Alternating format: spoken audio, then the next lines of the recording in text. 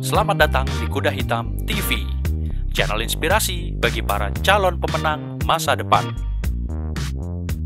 Selamat datang di Kuda Hitam TV. Di video kita kali ini akan lebih seru lagi karena kita di sini nggak sendirian. Kita ngajak 7 CEO milenial bersama saya jadi 8. Jadi ada 8 CEO milenial dari perusahaan atau brand-brand menengah di seluruh Indonesia dari berbagai sektor. Kenapa sih kita ngundang mereka? Nah, karena di sini kita mau bicara tentang dampak pandemi corona dan strateginya gimana untuk mengatasi itu. Dan juga kenapa kita pilih yang milenial, karena generasi milenial ini cukup dekat, cukup akrab dengan yang namanya perubahan. Jadi cepat beradaptasi. Karena di generasi kita dulu saat kita masih kecil itu kita masih mengikuti tradisi-tradisi lama. Tapi begitu kita menginjak remaja, kita mulai kenal masuk yang namanya handphone berkamera dan berbagai teknologi handphone, lalu muncul lagi BlackBerry, lalu muncul smartphone, WhatsApp, Facebook dan lain-lain. Itu kita mengalami semua. Jadi di sini kita adalah generasi yang milenial, adalah generasi yang paling cepat beradaptasi dengan perubahan. Karena itu saya mengundang mereka. Dan juga kenapa perusahaan menengah? Karena perusahaan menengah ini punya strategi-strategi yang cukup unik ketika menghadapi perubahan yang tiba-tiba. Misalkan kalau bicara biaya operasional perusahaan-perusahaan menengah itu kan memang tidak sebesar perusahaan-perusahaan global. Jadi di sini kita banyak sekali perusahaan-perusahaan ini tidak mem-PHK karyawannya, justru memberdayakan kembali dan memberikan motivasi-motivasi untuk berubah dengan sesuai zamannya. Jadi kita masih punya perusahaan menengah ini masih punya spare untuk melakukan perubahan. Di samping biaya operasional, tapi untuk melakukan perubahan kita masih punya spare. Jadi di sini yang menariknya di sini. Oke, kita langsung aja di topik pertama kita kali ini. Kita akan membahas tentang bagaimana dampak pandemi corona ini terhadap sektor bisnis perusahaan Anda. Ceritakan singkat langkah strategis Anda menyikapi dampak tersebut. Yang pertama kali dalam diskusi ini saya ingin tanya ke Pak Andi nih dari CEO Inixindo Jogja yang memang bergerak di bidang training dan sertifikasi IT dan juga IT konsultan biasanya buat para government. Boleh di share pada sini, Pak. Oke, gini Mas, saya yakin hampir seluruh perusahaan punya dampak ya. Kalau banyak membaca dari referensi-referensi di internet, ada perusahaan-perusahaan yang diuntungkan, ada juga perusahaan-perusahaan yang terkapar, gitu ya. Nah, kalau dari sisi list yang ada di internet itu, Inixindo itu masuk kategori perusahaan yang akan boom sebetulnya. Yang akan bertahan bagus di masa pandemi dan post pandemi gitu ya. Setuju. Ya, seperti itu. Jadi artinya online kami kebetulan waktu Maret akhir itu kami segera bergerak cepat di akhir Maret. Saya ingat banget mulai tanggal 23 itu saya langsung men-switch semua ke online training, Mas. Gitu. Padahal bulan Maret tuh belum ini ya Pak ya, belum terlalu gempar kan berita tentang pandemi. Belum. Gitu.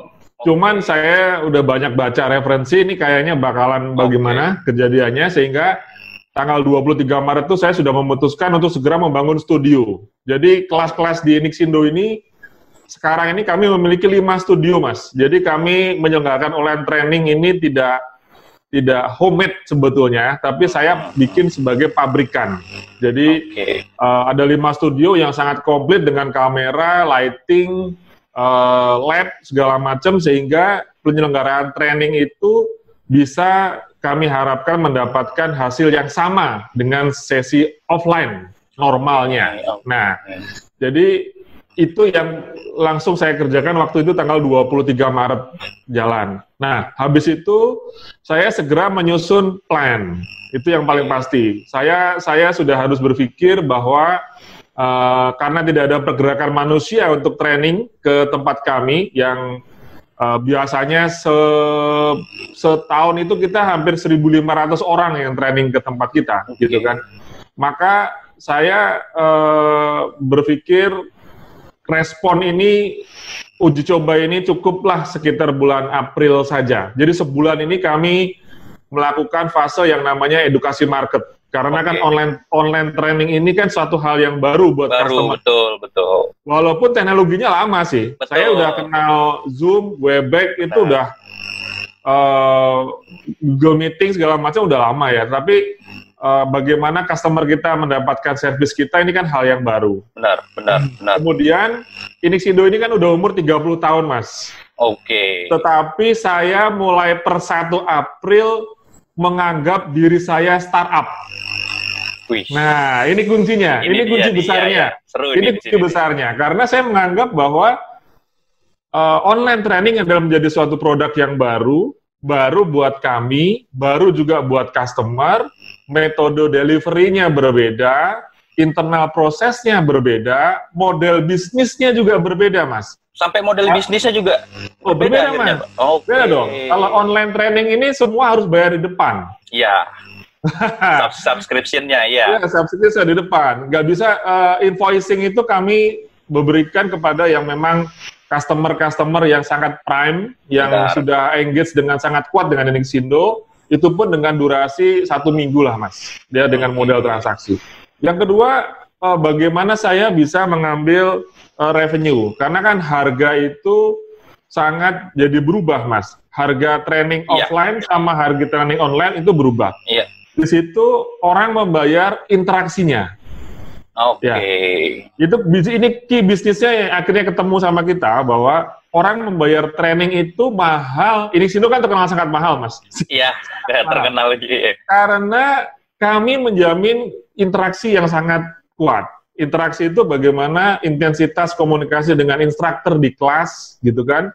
Kemudian lab-nya juga terjamin. Services surround-nya juga sangat kuat ya, dari mulai penginapan, hotel, antar jemput, kemudian souvenir, komplit lah. Jadi semakin banyak interaction, maka itu akan membuat suatu harga yang lebih mahal. Nah, pada saat dengan online, kan interaksinya minim, Mas. Seperti kita begini aja kan? Iya, benar. Interaksinya minim gitu ya. Sehingga regulasi harga yang kami berikan itu memiliki benchmark terhadap seberapa besar interaksi yang kita bangun. Itu nominal yang kita berikan kepada customer. Tentu harga yang terbayar tadi memiliki banyak fase, yaitu kita perlu melakukan edukasi dulu, yaitu ada free online training, kemudian kita berikan kepada private dan sebagainya. Dan jangan lupa, Mas, di internal kami juga berubah. Ya, pasti. Iya. Resepsionis sudah nggak ada gunanya, Mas. Udah nggak ada yang datang. Benar. Siapa yang mau datang? Maka mereka di-switch fungsikan, kami geser fungsinya sebagai operator pada saat online training. Pada saat online, oke. Customer service yang, kan kadang customer kita, kok gimana nih login ke e-learning kita? Loginnya, link-nya nggak masuk sih, Mas, materinya kok nggak bisa di-download sih? Banyak sekali pertanyaan-pertanyaan yang saya yakin karena memang belum terbiasa, mereka butuh pertanyaan-pertanyaan. Dan ini customer service-nya tentu bukan yang selamat pagi Bapak, kan udah ketemu orang. Iya, kalau ketemu orang. Iya. Ada beberapa switch job. Kemudian materi-materi yang kita bangun itu juga harus kita rubah, karena pada saat kita mengajar online, materi yang kita berikan itu harus yang visualnya bagus. Iya. Kemudian tidak terlalu banyak tekstual, tapi juga kombinasi antara visual sama multimedia. Otomatis produksi di belakang kita mendevelop ulang materi-materi kita menjadi multimedia base, gitu. Jadi yang kami lakukan kemarin, saya langsung ambil langkah, ambil satu platform. Saya juga ambil platform Zoom gitu ya, dan saya perhatikan benar bagaimana security-nya. Dan bayangin, Mas, Inixindo itu kalau di kehidupan normal, yang tidak ada COVID-nya, yang training itu setahun rata-rata 1.500. Ini sekarang sebulan yang training 1.500. Nah, itu dia. Tadi kan tadi jadi bicara revenue, biasanya kan ya training offline itu kan sesuai dengan kapasitas kelas. Nah, kalau ini meskipun harganya akhirnya menyesuaikan, tapi kan kapasitas kelasnya jadi lebih besar. Ya, betul. Ya, jadi kita dalam tempo sebulan yang ikut di Inixindo itu 1.500, 1.500, Yang biasanya, sebetulnya pasnya sih sekitar 1.436, pasnya. Ambil aja 1.500 ya. Yang biasanya kita setahun 1.500, ini dalam tempo sebulan 1.000. Walaupun revenue yang didapat berbeda. karena kan pricing-nya Ya. bisa turun sekitar 75% sendiri lah. Oh iya, 75% Ya. sendiri. Oke. Itu di masa edukasi ya, karena nanti di Juni dengan servis yang bertambah, karena tentu kan model interaksinya kita tambahkan dengan produk sistem yang sudah kita bangun. Kita benar-benar bangun ulang, dan programmer saya mungkin Sabtu Minggu nggak pulang, Mas. Pokoknya sebelum tanggal 20 sistem e-learning kita ini pertama kali di Indonesia. Saya berani jamin Indonesia belum ada yang punya sistem e-learning. Wah, seru nih. Kami buat tuh. Itu akan kami launching tanggal 20 besok, Mas. Hari Rabu besok. Hari Rabu ini ya, 20 Mei ya. Ya, tidak seperti e-learning yang biasanya. Mohon maaf, saya tidak menyebutkan. Di dunia itu ada Udemy, ada Pluralsight, ada mungkin yang lagi heboh sekarang ada Skill Academy. Kita nggak sekedar ngasih training, tapi ada value satellite lainnya yang sudah kita develop untuk gitu, kira-kira gitulah. Itu yang kami lakukan dari 23 Maret. Itu saya merasa inilah Inixindo 2.0. 2.0, oke. Inixindo seri 2. Di tahun 91 yang lalu. Oke. Tahun 2020 2.0 Inixindo. Iya, jadi udah generasi keduanya Inixindo. Gitu. Generasi keduanya Inixindo. Ya, gitu Mas, kira-kira. Seru tuh, jadi bicaranya lebih ke interaksi ya. Gimana meskipun ini online, tapi interaksi yang terjadi saat offline itu bisa dipindahkan. Setidaknya sebagian besar itu ya Pak ya? Ya, karena saya tidak pengen mengurangi nilai training ya. Training itu kan yang menjadi kunci, training bukan learning ya Mas. Iya, itu bedanya. Learning sama training itu beda. Ya.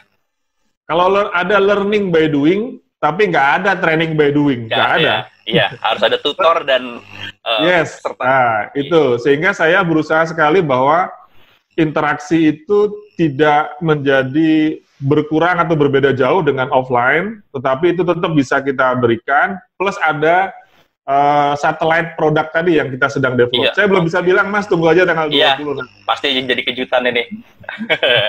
Nah, saya yakin Indonesia belum ada. Wah, ini dia yang paling bikin penasaran. Nanti saya mungkin akan tanya-tanya lagi tuh Pak kalau udah launching. Boleh. Terima kasih Pak Andi dari Inixindo Jogja. Saya mau ke Mas Hilmi Aliandra Putra nih, dari CEO dari edunitas.com, di mana edunitas.com ini uniknya nih. Edunitas.com ini mungkin dikatakan kalau teknologinya baru, nggak terlalu baru, tapi di Indonesia saya baru nemuin yang kayak gini. Edunitas.com ini seperti sebuah marketplace perguruan tinggi. Yuk kita ke Mas Hilmi.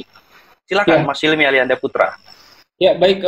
Terima kasih untuk pertanyaannya, Mas. Jadi sebelum saya mau membahas mengenai dampak pandemi pada perusahaan saya, saya pengen membahas mengenai Edunitas dulu. Karena saya ingin menggambarkan bentuk bisnis dan cara kerja lembaga Edunitas itu kayak gimana. Jadi Edunitas ini merupakan sebuah lembaga perusahaan bidang marketing, dan kami fokus ke arah pendidikan, khususnya perguruan tinggi swasta atau PTS. Kemudian kerjasama kami dengan PTS yaitu PTS itu fokus di pendidikannya, sedangkan kami fokus di marketing dan pendanaannya, sehingga kualitas PTS-nya akan cepat meningkat. Sip.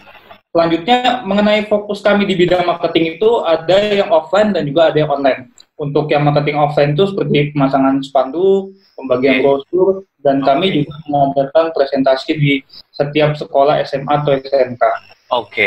Kalau di marketing online, itu kami punya 207 server yang berada di sekitar 5 data center. Dan kami juga punya paket programnya. Yang kalau kami bekerja sama dengan PTS, maka kami langsung masukkan data PTS ke program tersebut. Begitu sekali proses, program kami bisa membuat website sekitar 20-23 juta dalam hitungan menit. Kemudian kita juga memaksimalkan segala jenis media sosial, dimulai dari Facebook, Instagram, bahkan YouTube, dengan berbagai konten-konten baru yang kita upload setiap harinya. Jadi untuk calon mahasiswa yang mau mencari informasi mengenai PTS, semua itu sangat lengkap di sana. Untuk selanjutnya mengenai dampak pandemi terhadap omset perusahaan kami, jadi seperti ini. Dimulai dari omset kami per tahun, untuk tahun 2018 itu sebesar 139 miliar. Oke. Sedangkan tahun 2019, tahun lalu, itu sebesar 153 miliar. Oke. Jadi omsetnya naik 10,47%. Oke. Nah, itu kemudian jika omset ini kami hitung per bulan, contohnya kami ambil di bulan Maret dan bulan April, karena dekat dengan bulan ini. Oke. Untuk Maret tahun lalu, omset kami dalam satu bulan itu 10,5 miliar. Sedangkan Maret tahun ini itu turun jadi 10 miliar. Begitupun juga dengan terjadi di bulan April. April tahun lalu, omset kami 12 miliar, dan April tahun ini itu turun juga jadi 10,7 miliar. Oke. Seharusnya dengan kondisi pandemi ini, omset kami naik. Dan ternyata sebaliknya malah turun. Oke. Kenapa saya bilang seharusnya naik? Karena dalam pandemi ini semua karyawan kami justru berfokus pada marketing online. Ya. Dan kita juga tahu bahwa pengguna internet di Indonesia juga meningkat pesat. Yep. Itu semua menguntungkan untuk marketing online. Betul. Nah, jadi alasan kenapa omset kami harusnya naik. Oke. Tapi ternyata penyebab omset kami turun itu setelah kami analisis, sebagian karyawan kami itu masih belum bisa membedakan mana urusan pribadi, mana urusan kantor. Itu aja sebenarnya. Jadi ini memang harus kami benahi, dan insya Allah setelah 2-3 bulan omset kita bisa naik lagi, karena memang kami benar-benar bekerja keras untuk itu. Jadi sebenarnya dampaknya itu bukan ini ya Mas Hilmi ya. Sebenarnya mau ada pandemi nggak ada pandemi, sebenarnya secara sistem itu Edunitas juga sudah siap ya. Cuman di sini mungkin human resource-nya yang perlu Mas Hilmi lebih bina lagi gitu ya. Ya, kualitas dari karyawan kami sebenarnya, mindset-nya gitu. Oke. Jadi begitu. Dan kami juga sangat menghindari untuk karyawan kami yang berada di zona nyaman. Jadi kita benar-benar harus berubah ke kebiasaan baru gitu. Oke. Insya Allah kalau misalkan untuk perusahaan lain kan banyak ya yang terjadinya PHK. Gitu. Tapi kalau di perusahaan kami benar-benar mencegah hal itu terjadi. Gitu. Jadi kami benar-benar ingin karyawan kami memang tetap bisa fokus dalam bekerja. Jadi kami lakukan untuk yang bekerja di marketing offline itu kami lakukan peralihan pekerjaan dari marketing offline dan seperti konstruksi, koki, teknisi semuanya itu pindah ke marketing online. Gitu. Jadi tidak boleh kalau bisa jangan perlu sampai melakukan PHK gitu. Dan juga kami lengkapi fasilitasnya yang pindah ke marketing online. Jadi seperti laptop, HP semuanya itu kita sediakan sesuai standar. Biar bisa untuk bekerja.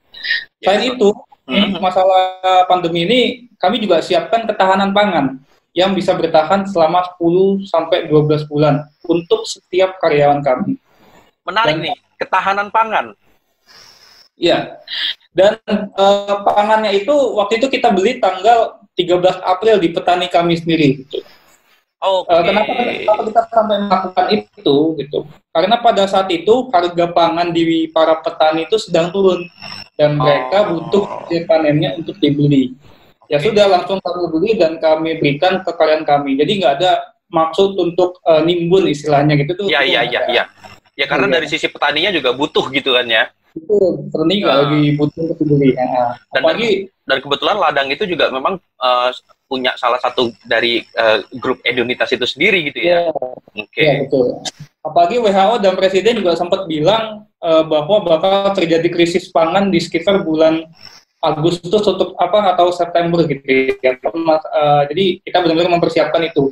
Apa adanya krisis pangan. Gitu. Oke. Wah keren banget Edunitas ini. Jadi semua yang tadi saya jelaskan itu kami melakukan itu semua karena kami yakin bahwa ini adalah perjalanan satu arah, di mana kebiasaan baru akan lahir dan tidak akan kembali lagi ke kebiasaan lama. Ya betul. Ya karena kan kebanyakan mindset orang ini corona akan berakhir nih kalau sebentar. Itu nggak mungkin memang. Ya, soalnya dari diskusi kami waktu itu, kami juga sempat mengadakan rapat, dan kami yakin bahwa ternyata corona ini tidak akan selesai jika vaksin belum ditemukan. Apalagi kita tahu bahwa vaksin itu baru ditemukan kurang lebih setelah 18 bulan gitu. Iya, 2-3 tahun, betul. Ya, jadi kebijakan bekerja di rumah itu sudah kami anggap permanen. Jadi Permanen. sementara gitu. Oke. Jadi dari situlah mempersiapkan infrastruktur dan human resource-nya, terutama mindset orang-orangnya tadi ya. Ya, betul. Jadi, Ya, jadi ketimbang di PHK, mendingan di mindset-nya dirubah, dikembangkan Ya. lagi itu ya. betul. Oke. Ya, dan perusahaan kami ini juga selalu berusaha untuk mengubah segala hambatan tantangan menjadi peluang. Oke. Kan apalagi di Al-Quran, di kitab juga ada bahwa kesulitan itu pasti ada kemudahan. Pasti ada kemudahan, benar. Di balik adanya tantangan pandemi ini, kami yakin pasti ada peluang untuk perusahaan kami lebih maju. Benar. Itu. Nah, ini menarik nih, Mas Hilmi. Ya. Saya jadi nangkep sebuah konsep. Benar nggak sih kalau sebenarnya kayak gini ya? Mungkin alam semesta ini lagi bikin seperti garis lab 2, lab 3 atau lab sekian. Jadi ditutup, dihentikan dulu. Terus di sini yang sudah terlanjur sudah perusahaan besar itu kan dia sudah di pojok sini. Sedangkan kan ada perusahaan-perusahaan kecil yang masih di belakang nih. Jadi ini seperti ini ditahan, ini kesempatan untuk ngejar ke sini nih. Ya. Nah, begitu ini pada sudah sampai sini semua, yang perusahaan besar, kecil maupun sedang, ini akan kebuka lagi dan sehingga startnya bareng lagi tuh. Iya.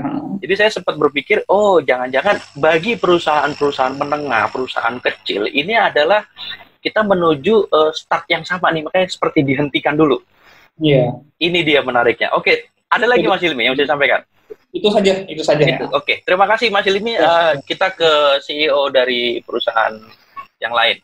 Saya juga pengen coba dari sektor pariwisata nih. Kita ada Mas Jaka Mahendra dari Kaendra Raya Eterna. Nah ini kan sudah pasti ya Mas ya. Dalam sektor pariwisata itu udah nggak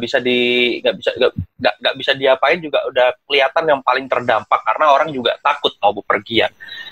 Gimana Mas dampak, bisa diceritain lebih detail lagi? Dampak itu gimana Mas di sektor Anda? Oke, secara detail Mas Farlo ya, saya panggil Mas ya karena saya dari Jawa Timur. Ya, sama. Jadi gini, yang jelas saya waktu pertama kali diumumkan bahwa ada wabah corona oleh Presiden Jokowi, dari saya sendiri ada 3 grup yang cancel. 3 grup? Langsung 3 grup itu artinya wisata. 1 grup, betul. 1 grup itu 1 bus lah kalau domestik Mas ya. Wow. Karena kan kita lebih ke domestik kan pasar kita. Itu ada 3 bus cancel, ada down payment masuk, otomatis juga ada down payment kita yang ke supplier juga kan, kayak ke hotel sama bus gitu kan. Ya otomatis keuangan harus data ulang gitu loh. Keuangan harus data ulang, terus dampak yang terbesar itu ya saya dengar baru sampai Desember 2020 itu tidak akan ada penerbangan internasional keluar atau masuk ke Indonesia, kecuali yang urgent ya, urusan diplomatik atau tenaga ahli dan lain sebagainya. Otomatis kita ya jangan berharap ada wisata asing sudah sampai akhir tahun kan, seperti itu. Terus info dari teman-teman yang di kapal pesiar nih Mas Farlo, saat kita kontak-kontak mereka, biasanya mereka ada aja ya datang ke Surabaya, ke Probolinggo kan gitu. Ini estimasinya baru akan ada kunjungan pertama 18 bulan ke depan. Jadi akhir 2022. Kurang lebihnya seperti itu. Karena memang urusan health and safety untuk tamu asing itu adalah prioritas gitu kan.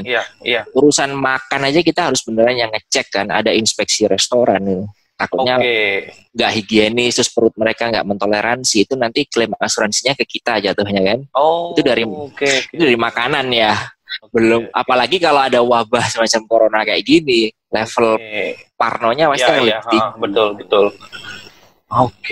Jadi di sini posisinya kan Kaendra ini kan selain travel agent ya, untuk corporate juga tadi kan grup-grup itu ya. Betul. Apalagi yang bisa dijalanin Mas? Maksudnya gimana ngatasin tadi ya dampak finansial atau gimana kan selain travel wisata juga MICE juga. Betul. Dari sisi CEO-nya mungkin masih bisa dijalankan. Kayaknya sulit juga ya di situ ya Mas ya. Jadi gini Mas Farlo, yang solusi pertama yang paling real adalah ya untuk teman-teman yang ikut bekerja di sini, kemarin kita disuratin dari Dinas Pariwisata kan. mau dibantu, difasilitasi untuk dapat kartu prakerja. Oke. Nah, di sini saya senang karena pemerintah ada untuk kita. Penyumbang devisa terbesar kedua kan pariwisata. Iya, betul. Tentunya kita prioritaskan ke teman-teman kita yang statusnya biasanya freelance kan. Kalau pariwisata itu yang kita dahulukan, tuh solusi real yang pertama. Yang kedua, kalau berbicara pariwisata ya udah nggak bisa gitu loh. Kita harus menerima kenyataan. Tapi kalaupun untuk event, mau event apa juga nggak bisa. Iya, nggak bisa. Karena nikahan aja udah dilarang gitu loh. Nikahan yang mereka bayar sendiri ya kan, sampai harus di cancel. Teman-teman kita di catering juga pada ngeluh kan, karena udah belanja bahan, stoknya jadi bad stock kan akhirnya sekarang kayak gitu. Sempat event yang jadi event yang paling bisa dilaksanakan cuma event pemerintah untuk saat ini, dan itu pun yang event yang sifatnya kayak bantuan gitu loh. Jadi kayak ada BLT, pelaksanaannya kan harus diambil langsung. Itu pun dengan protokol yang lebih ribet daripada sebelumnya kan, karena ya untuk space kita harus 2-3 kali lipat, karena dulu yang kursi bisa dipepetkan, sekarang harus 1,5 meter gitu kan. Kasarannya kalau dulu cuma 1 tenda, sekarang harus 2 tenda kan kayak gitu. Dan itu pun untuk event yang sifatnya urgent aja, untuk BLT dan lain sebagainya. Di luar itu sudah nggak ada gitu loh. Jadi kita harus realistis juga gitu. Memang industri kita sedang lagi down gitu loh. Lagi down ya. Dan ini prediksi Mas Jaka sendiri berapa lama? Kalau untuk wisata sama wisata asing ya 18 bulan yang saya bilang tadi, karena ini kan sumbernya dari ini ya, para pekerja di kapal pesiar gitu kan. Kalau untuk turis asing 18 bulan lagi, tapi kalau untuk turis domestik ya kita tahulah karakter orang Indonesia kayak apa kan. Ya mereka sudah traveling independen kok untuk saat ini. Artinya traveling independen itu level kota-kota lah, ngabuburit di pelabuhan tuh masih ada kayak gitu. Jadi ada sedikit. Tapi yang ke tempat wisata jelas masih. Nggak bisa. Jadi tempat wisata yang skala besar seperti di Probolinggo ada BJ Bakau Resort kan, itu aja sudah menyatakan diri tertutup untuk kunjungan wisatawan, karena mengikuti protokol kesehatan dari pemerintah kota Probolinggo. Jadi sekarang Mas Jaka sendiri gimana? Dan memang wisata sama IO lagi ditutup, lagi down. Terus apa yang apa yang Mas Jaka lakukan gitu? Setidaknya untuk diri Mas Jaka sendiri kan tentu kita harus tetap produktif gitu ya. Ya betul sekali Pak. Apa solusinya tuh Mas? Kalau saya sendiri yang saya lakukan di sini adalah ya kita kembali ke akhirnya di luar bidang pariwisata Mas Farwe, tapi nggak apa-apa kan ya? Iya dong. Jadi kita kembali back to basic lah, perdagangan barang. Gitu. Awal mula perdagangan itu kan barang barter ya kan, terus barang apa yang pasti dibutuhkan, pastinya bahan makanan gitu. Jadi sekarang kita berkecimpung di distribusi ya, kalau boleh ngomong bahan-bahan mentah ataupun setengah mentah untuk dapur. Salah satu contohnya adalah telur, juga ada frozen food, juga ada tahu.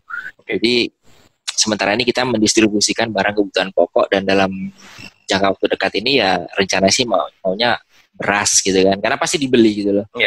Mau margin setipis apapun orang pasti beli gitu loh. Kayaknya paling safe saat ini itu deh. Oke, terima kasih Mas Jaka dari sektor pariwisata ya, memang lagi down dan memang solusinya juga ya hampir nggak ada solusi gitu ya gitu. Tapi kita semua berdoa bahwa sebentar lagi kan ini kan kalau PSBB selesai, corona semakin menurun, orang akhirnya mau refresh, mau wisata yang benar-benar full wisata gitu ya. Mudah-mudahan kita doakan sektor ini kembali pulih Mas Jaka ya. Betul, amin. Terima kasih Mas Jaka. Sekarang saya ke yang lainnya. Saya ke Pak Robi dulu dari Pisces Elektronik. Nah, ini menarik. Ini Pisces Elektronik. Jadi kalau penonton tahu ya, Pisces Elektronik ini brand elektronik rumah tangga yang memang mungkin belum yang seperti brand-brand yang sudah besar, tapi di sini mereka sudah menjalankan berbagai strategi udah lama, strategi-strategi digital dan juga strategi-strategi offline. Jadi sudah gerilyanya juga sudah cukup lama gitu. Mereka mengambil strategi disrupt juga gitu. Ini kita penasaran nih, kita gimana caranya Pisces Elektronik ini untuk terutama di saat pandemi ini. Boleh Pak Robi, dampak pandemi terhadap sektor bisnis elektronik rumah tangga, sektor bisnis Pisces itu Pak, bisa diceritakan apa dampaknya dan gimana Pak Robi menyikapinya? Silakan Pak Robi. Oke, ya, makasih Pak Farlo atas kesempatannya.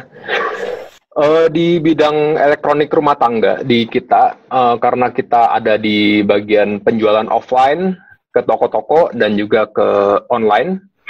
Yang pasti dari sisi offline yang karena COVID-19 ini pasti sangat terpengaruh juga. Banyak toko-toko yang harusnya bisa jualan jadi harus tutup. Karena PSBB itu, ada toko yang memang bisa buka tapi juga sepi pengunjung ya. Oleh karena itu kita harus fokus untuk memetakan toko-toko yang memang lagi rame justru di saat seperti ini, dan itu memang ada. Kebanyakan memang toko itu adalah menjual juga di online. Ya, jadi kita harus tahu toko-toko yang kita memang jual itu, dan kita gempur dengan produk-produk yang kebetulan memang lagi laku di saat Lebaran ini, lagi pas gitu. Jadi kita penjualannya ke situ, kita arahkan. Kalau dari segi terpengaruh sih memang ada terpengaruh, tapi kita masih oke lah, masih dibilang oke lah. Terus kalau dari penjualannya online juga sebenarnya sangat jauh meningkat sebenarnya karena masa pandemi seperti ini. Jadi gitu, memang strateginya menariknya toko-toko atau distributor atau reseller itu dipetakan dulu ya Pak, dipetakan mana mereka yang masih rame bahkan di event-event ini, dan juga terutama kalau mereka juga punya online shop gitu ya Pak ya, atau buka toko di marketplace, itu lebih diutamakan ya, bener juga sih. Ya. Jadi kita punya database dari toko ini. Dari awal kita setiap yang tadinya kita punya sales yang harusnya keliling, karena mereka nggak bisa keliling, jadi mereka harus menelpon. Dan di telepon itu ya kita mengajukan pertanyaan-pertanyaan yang memang sifatnya apakah mereka terdampak gitu, seberapa terdampaknya. Mensurvei gitu. Ya Pak ya, disurvei. Ya. Kalau kita udah dapat database-nya di sana, ya kita habis itu kita barang apa yang laku di sana, tipe pengunjungnya seperti apa, nah itu kita sesuaikan dengan apa yang bisa kita jual di sana Pak. Kalau dari internal Pak, dari cara Pisces Elektronik beroperasi ini ada perubahan nggak Pak dari internal perusahaan sendiri Pak? Ya, internal kalau dari kita punya kantor itu 80% work from home semuanya. Sisanya ada yang memang harus kerja, dan kebetulan karena memang rumahnya di daerah situ juga, jadi tinggal naik motor sudah sampai gitu. Jadi itu masih bisa lah. Tapi sisanya kita arahkan main ke data, main ke telepon, dan memang sistem kita mendukung buat work from home juga. Jadi semua bisa remote akses ke server gitu. Jadi 100% internal, 80%. Kalau bicara 80% berarti 20%-nya mungkinan kan masih ngantor ya. Kalau 20% sih masih bisa melakukan protokol-protokol kesehatan yang disarankan ya Pak ya. Karena sepi gitu ya tinggal. Dan yang menarik nih 80% bisa work from home ya Pak ya. Padahal Pisces Elektronik nih pabrik juga, tapi sistemnya sudah disiapkan sedemikian rupa biar bisa digital gitu Pak ya, beroperasinya ya Pak ya. Oh iya, kita memang digital tuh udah penting, apalagi di zaman sekarang ya Pak ya. Kita harus punya sistem yang mumpuni buat mereka kerja dari rumah sih. Memang kalau challenge mungkin di perusahaan yang baru itu, challenge-nya waktu itu ada 3. Saya bisa ingat 2. Satu dari segi cash flow. Itu masalah kemungkinan nomor 1 atau nomor 2 itu dari cash flow. Cash flow-nya nggak bagus. Kedua dari tim. Itu ketiga bisnisnya emang jelek. Market yang dimasukin memang jelek. Oke. Kalau kita bicara cash flow, apalagi di masa pandemi ini, sebenarnya kita udah harus sadar cash flow ini operational cost seberapa banyak itu harusnya sebelum pandemi. Betul. Jadi kita sendiri memang dari sebelum pandemi memang kita sudah sangat lean ya. Kalau saya bikin perusahaannya itu, kalau memang nggak perlu ada pegawai, saya lebih cenderung bukannya nggak mau ya, cuman saya nggak mau menambah fixed cost. Ya. Benar, setuju. Betul. Oke, terima kasih Pak Robi. Saya kepengen ke Mas Heru nih yang punya Amani Tekno, di mana Amani Tekno ini salah satunya adalah bergerak di bidang smart home. Jadi kalau teman-teman punya rumah pengen otomatis gitu ya, apa-apa pengen otomatis pakai remote, mati sendiri, keluar rumah dalam jarak berapa meter itu terus langsung gembok sendiri. Banyak sekali manfaatnya, tapi di sini kita lebih bicarakan dari bisnisnya Mas Heru sendiri. Karena ada corona tadi itu, dampak pandemi ini, dampaknya kayak gimana Mas? Berasa banget nggak? Beda banget nggak dari yang sebelumnya Mas? Silakan Mas. Ya, pertama untuk masalah pandemi, ketika ada pandemi ini terus sudah pasti berdampak karena kebutuhan akan smart home ini bukan kebutuhan pokok, keinginan, gitu ya? Bukan kebutuhan pokok, jadi agak berkurang gitu. Paling ketika ada kelebihan dana dan mereka memang punya kesukaan atau hobi dan senang akan sesuatu yang otomatis, teknologi banget gitulah ya, teknologi high tech segala macam gitu. Jadi mereka menyukai itu. Yang jadi problem dari masyarakat itu mereka agak bingung menentukan produk mana yang akan dipakai, karena di pasaran ada beberapa produk yang menawarkan dengan beberapa macam fitur, berbagai macam kelebihan, gitu, berbagai macam kemudahan operasional, interface segala macam. Jadi strategi Amani Tekno ini bagaimana memberikan pengetahuan tadi itu ya. Pengetahuan produk. Jadi mereka penggunaan produknya seperti apa, bagaimana cara pasarnya, instalasinya seperti apa. Jadi apabila kita Amani Tekno ini adanya di Bogor ya, ada permintaan di Kalimantan atau Banjarmasin, agak kesulitan gitu. Karena lagi ada PSBB ini ya. Iya, kita berikan produknya secara kirim paket online. Betul. Bagaimana cara pasangnya Pak? Iya, benar. Kita support penuh itu ke mereka. Itu yang bisa langkah yang dilakukan oleh Amani Tekno, bagaimana memberikan support pelayanan secara teknik ke pembeli seperti itu. Karena emang Amani Tekno ini produknya teknologi, tapi kan ini harus dipasang gitu ya, harus diinstal secara manual gitu loh. Terima kasih Mas Heru dari Amani Tekno. Saya mau ke Mas Danu Hendra Nugraha, CEO dari GT Corp, PT GPS. Mas Danu, ini menarik nih, karena di sini PT GPS bergerak di bidang teknologi transportasi ya Mas Danu ya? Betul. GT Corp ini teknologi transportasi dan B2B juga, B2C juga gitu. Artinya di sini dampak pandemi ini juga pasti ada gitu. Mas Danu, dampak pandemi terhadap sektor bisnisnya GT Corp ini itu apa Mas Danu? Dan juga ceritakan singkat langkah-langkah strategis Mas Danu menyikapi dampak tersebut. Di sini Mas Danu berlaku sebagai Chief Operation Officer-nya dari GT Corp ya Mas Danu ya? Betul Mas Warlo, betul. Siap. Silakan Mas Danu. Untuk dampak yang terjadi akibat pandemi corona ini di bisnis saya, kebetulan bisnis saya memang bergerak di transportasi digital ya, transportasi. Jadi kita menjual device-device untuk men-tracking transportasi di Indonesia, khususnya di Jakarta, kita domisilinya. Dampaknya sih sedikit banyak cukup terasa sekali ya. Terlebih dari sektor penjualan itu sangat menurun sekali. Karena memang kita penjualan itu kan biasanya langsung kita datangkan ke end user kita untuk kita instalasi, lalu kita edukasi, training. Nah, namun setelah ada pandemi corona ini memang sangat, karena ada social distancing, jadi kita tidak bisa bertemu secara langsung oleh customer kita. Maka dari itu ini penjualan sangat turun, tapi itu tidak menutup penjualan kita tidak ada ya, masih tetap ada, tapi kebanyakan kita pending.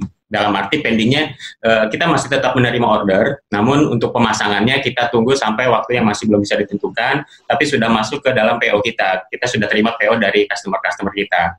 Di sisi lain, nggak hanya pengurangan penjualan ya, tapi kita juga di sini menemukan satu peluang, yaitu karena warga Indonesia ini semuanya di lockdown, artinya semuanya pada di rumah aja.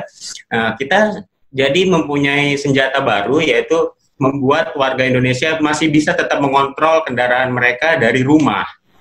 Nah, itu sesuai sekali dengan tujuan kita dengan sistem GPS tracking yang memang fungsinya men-tracking hanya dari device mereka masing-masing. Nah, itu sebagai satu bentuk plus juga untuk kita, hikmahnya lah ya, kalau bisa saya sebut hikmahnya dari pandemi corona ini seperti itu, Mas Farlo. Oke. Jadi dampaknya lebih ke cara beroperasinya dan sekarang ini menemukan peluang lebih ke yang B2C-nya lebih besar gitu ya, Mas Danu ya? Betul.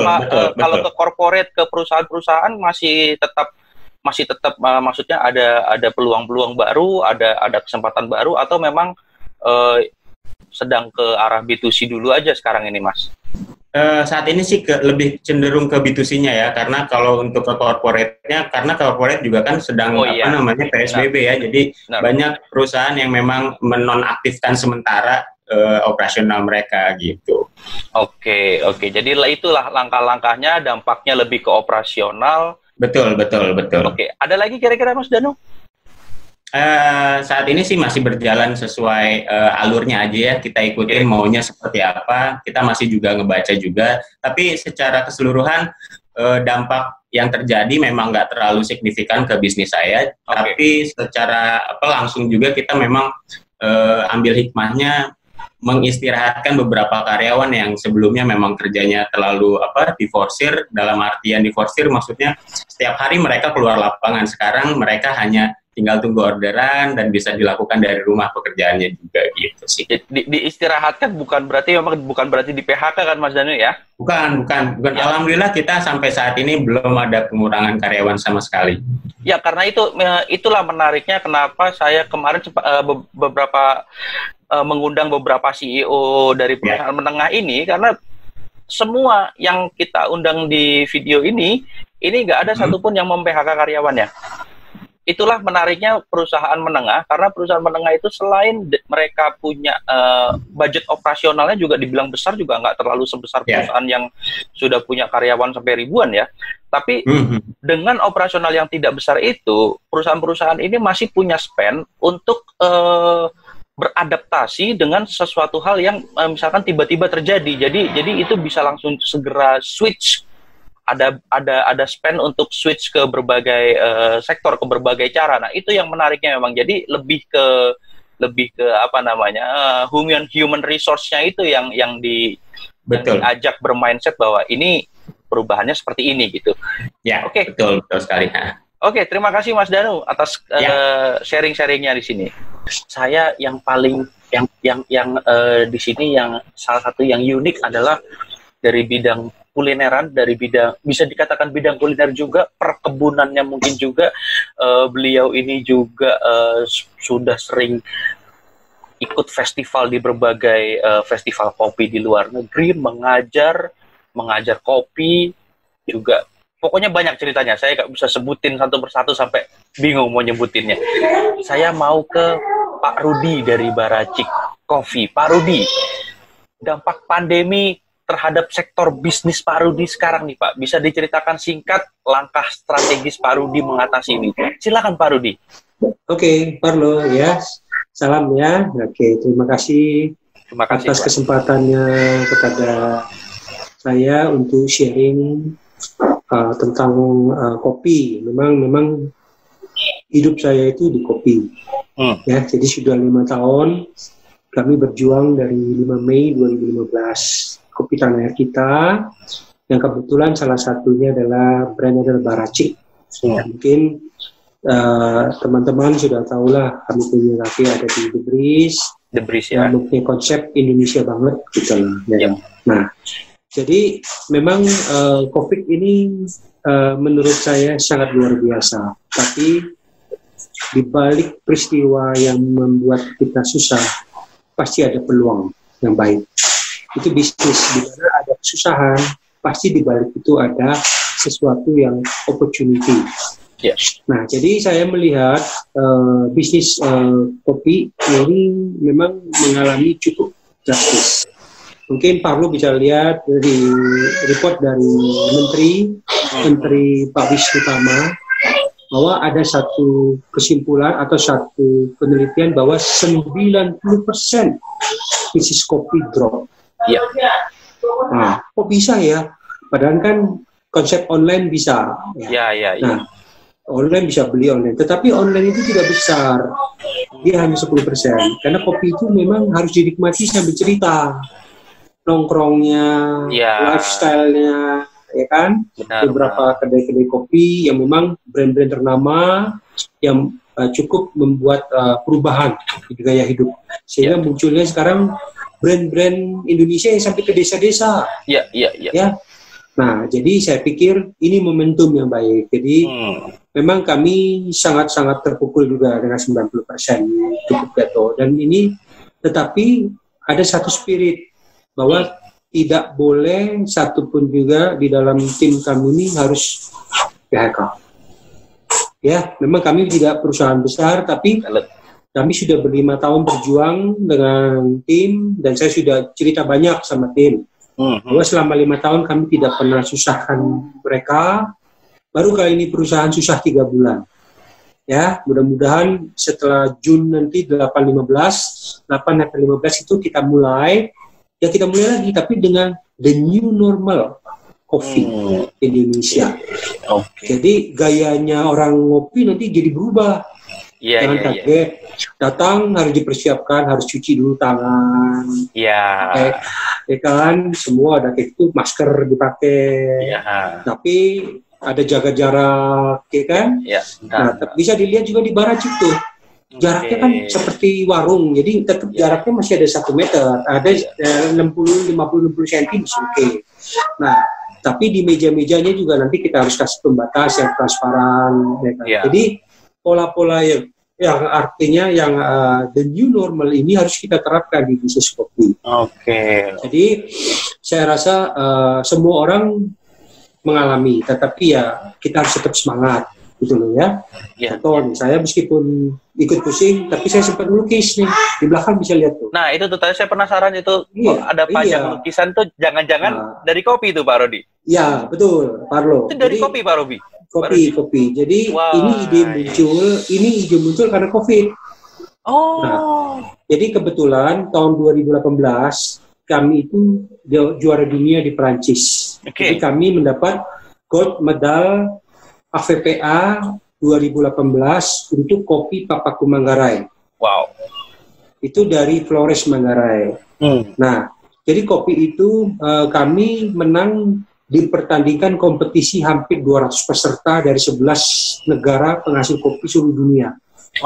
Dan kita pertama kali menang Fine Robusta di seluruh dunia. Dan kita lah satu-satunya pertama kali Indonesia. Nah, jadi kopi ini saya aplikasikan bubuk kopinya itu untuk menjadi satu lukisan. Ya, kebetulan lukisan ini adalah namanya Wairebo. Apa Pak?